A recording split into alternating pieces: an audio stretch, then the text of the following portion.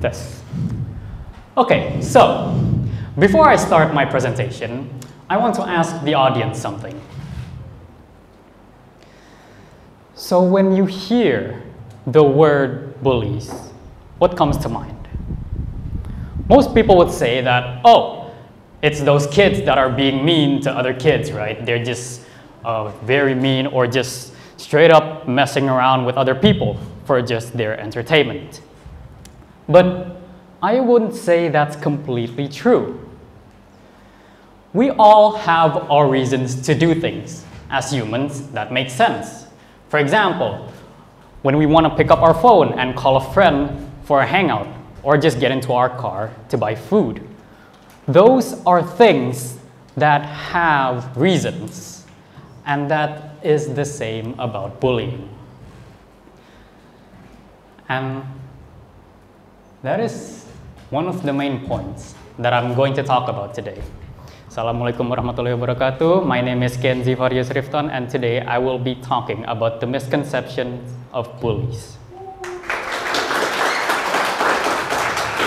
So, in an article posted by UNICEF themselves, in Indonesia, students from the age around 15 years old, about 41% of them have experienced at least one sort of violence in their life.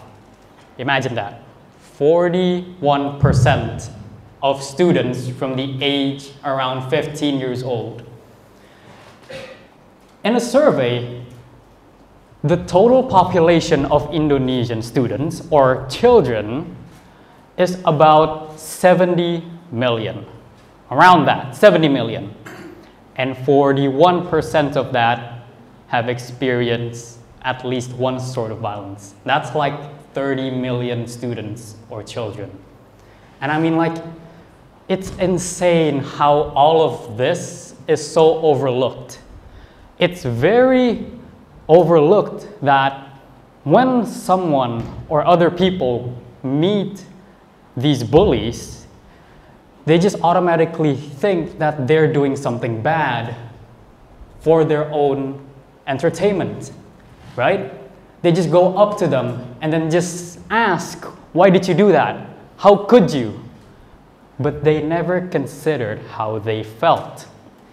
Then they never asked about, is there something wrong with you? Or do you need to talk about it? Right? I've never heard any cases about bullies being talked like that. And remember what I said about the 41% of students from the ages of 15 years old? That also applies to the bullies themselves, right? Bullies were never born to be bad. We all were born similar. But because of the conditions that they've went through, all the suffering that they've experienced, they became like that. They just wanted to transfer some of the pain to relieve themselves. They wanted to show others how they felt in their lives. For example, and in their house, right? For example, in their household, their family just don't consider them as equals with them. They just get thrown around. They don't get enough attention from their own family. And it drives them to feel like what they've experienced are something that they should do to other people as well. I myself was a victim of bullying, and since my elementary school life, I've been terribly, well, I wouldn't say terribly, I guess it's just average bullying, I guess, but there's, at a certain point, there was just this one student that just, for some odd reason, I've never done anything wrong. I've never opened my mouth to that person, but he just goes around and just beats me up for some reason. Like, for example, me just sitting down on a chair or something like that, he just take the opportunity when I'm alone just to put me to the ground, just kicking me around. The reason is that back then I was a very fragile kid. I was very vulnerable. I didn't know how to defend myself. And so that was the reason why I was a very easy target for other people. But in my case, I'm not like other kids, as you'd say. Some people's reaction when they get bullied, they just want to fight back, or they just tell other people that they're being mistreated or something like that, right? But not me. What I've done was that I've done some thinking, because back in my elementary school life, I've had friends as well. I had friends that actually cared about me, cared about my feelings. We had fun together. But why were there others that don't? Why do bad people like that exist? And so that's why I've done a bit of research myself, and I've gotten some information about those who bullies me, or who bullied me, right? And so I've heard that some of them have their own problems.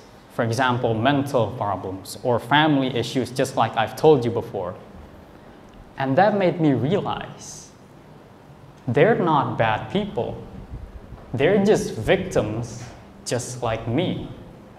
Victims of abuse, victims of violence. And so that's why I never felt like I needed revenge for those people, like I'm angry or something. No. In fact, I feel more sorry about them than myself. And so, in conclusion, we shouldn't treat others differently because of how they act or how they treat you. To solve those type of problems, we should just consider how they feel first. If they keep acting like that, if they keep acting bad, people always keep acting bad like that, those type of people, when they grow up and they still act like that, they are no longer bullies. In fact, they are even considered criminals. Those are people that cannot be helped. But I'm sure most bullies these days, we can help. People can change, and it's not too late no matter how old you are. That is all from me. Thank you so much. Wassalamualaikum warahmatullahi wabarakatuh.